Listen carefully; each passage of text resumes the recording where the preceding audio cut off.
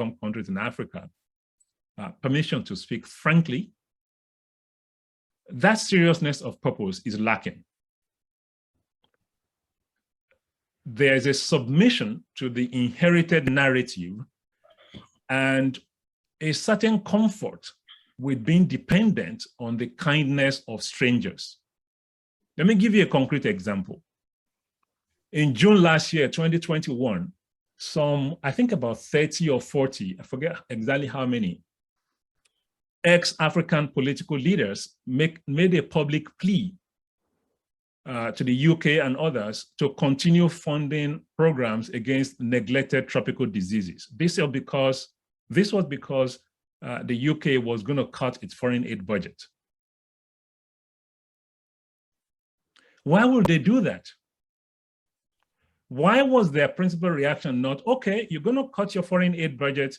This time around, we are going to fund the control of neglected tropical diseases ourselves? It's because this pattern of dependency has been built in, and there's what I will call a poverty of imagination in the leadership in many of the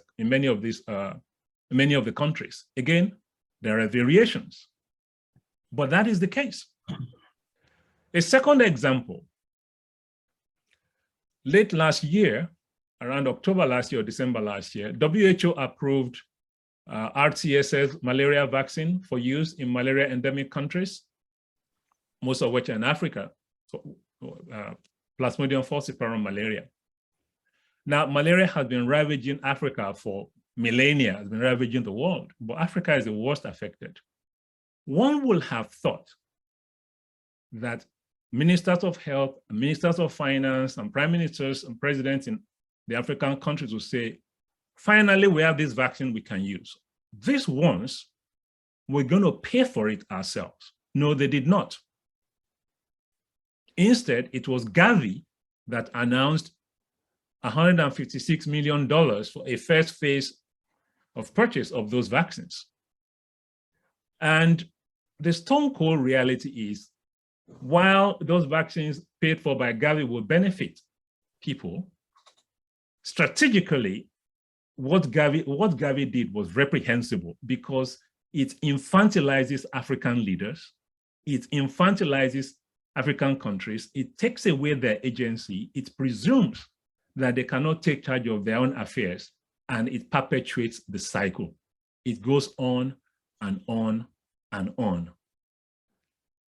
Now, when I think about the countries where I've been privileged to work all over the world, I really think that it's possible for things to turn around in many of the African countries. In fact, most of them, with seriousness of purpose and a commitment to the nitty-gritty work year after year after year, so that instead of signing on to some global utopian plan and expecting strangers to come and pay for it out of the kindness of their hearts, just year after year, improve by 5%, and then another 5%, and then another 5%, build your own institutions.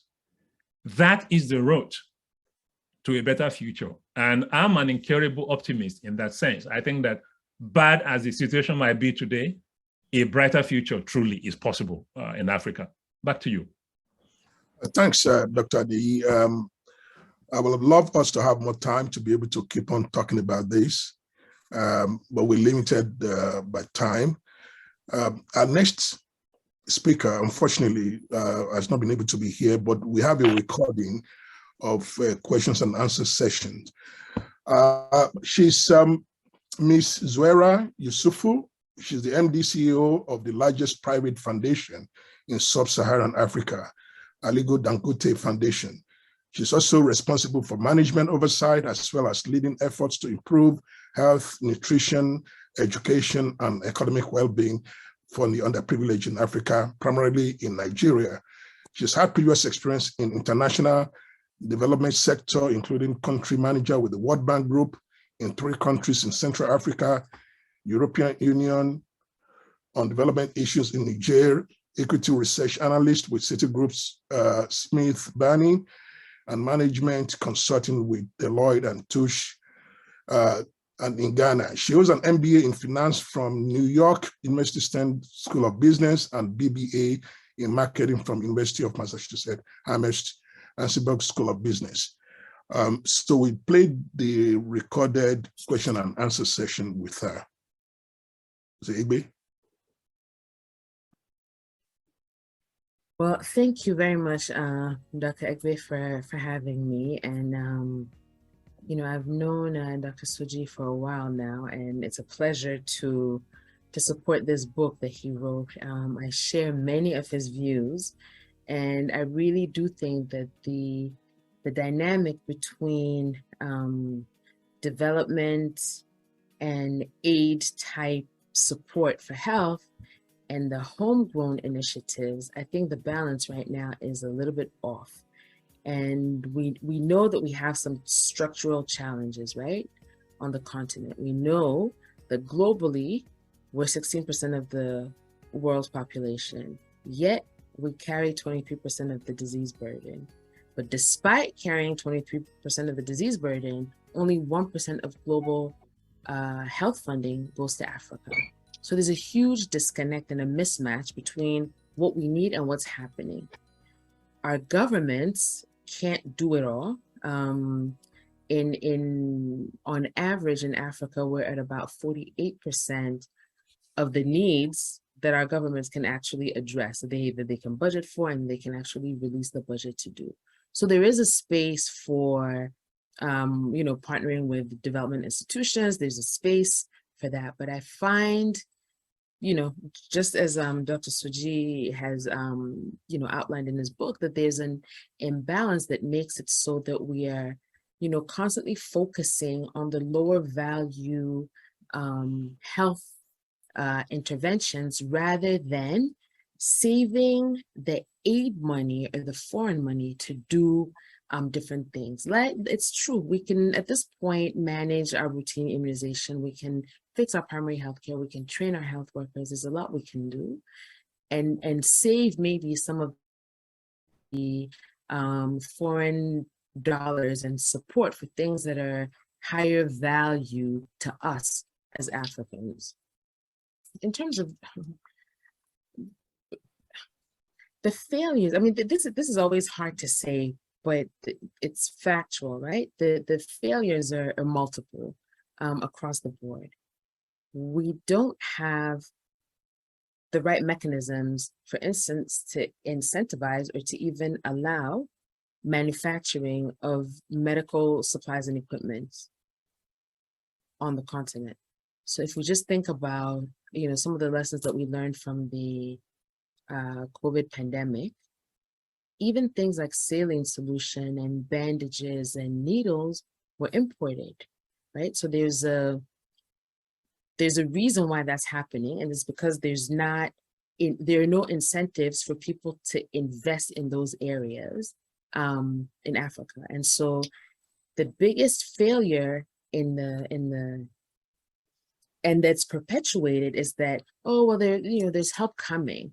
So even if we don't know how to make vaccines, or we don't have enough vaccines, it's okay. Gavi will show up with enough vaccines. If we didn't plan for TB or HIV/AIDS or malaria, it's okay. The Global Fund is there and they'll help us.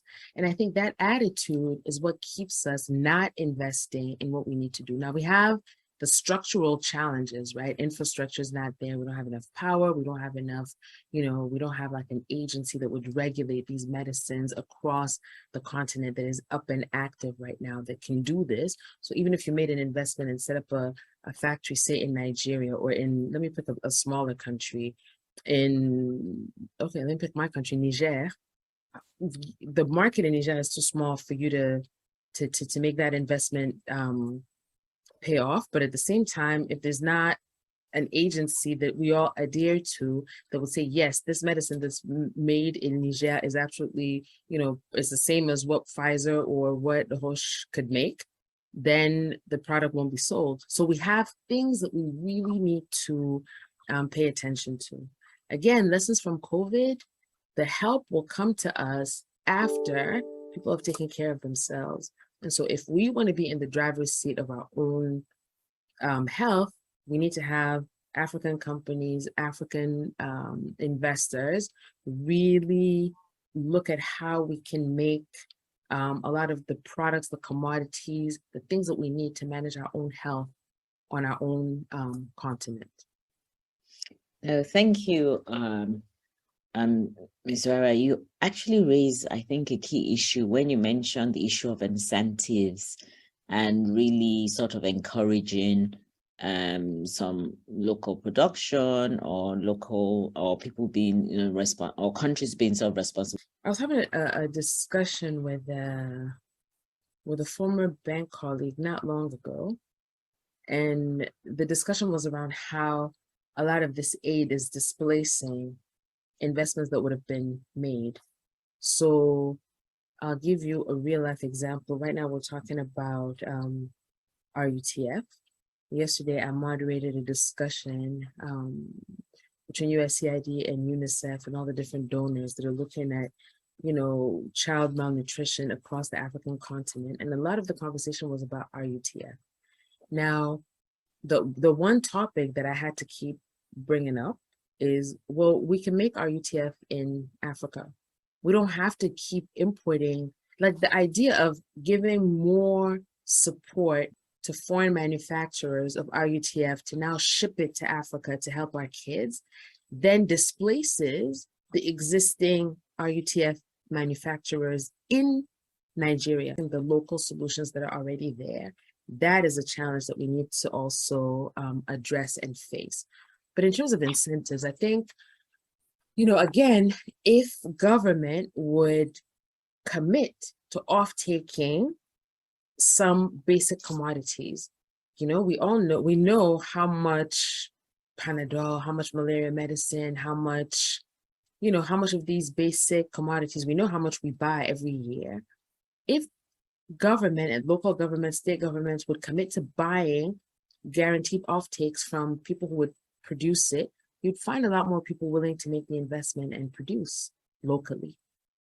So it's a bigger problem that is all in this AFCFTA. We're going to have this continental free trade zone. Within that, we're going to have, all kinds of incentives for pharma. I think, again, the COVID crisis shook everybody because I think it was outrageous that we couldn't even get testing kits because we weren't on the list and we couldn't make anybody give it to us or sell it to us even with our own funds because they just didn't have enough. And it was very clear that if there's another pandemic, we won't be ready, right? I think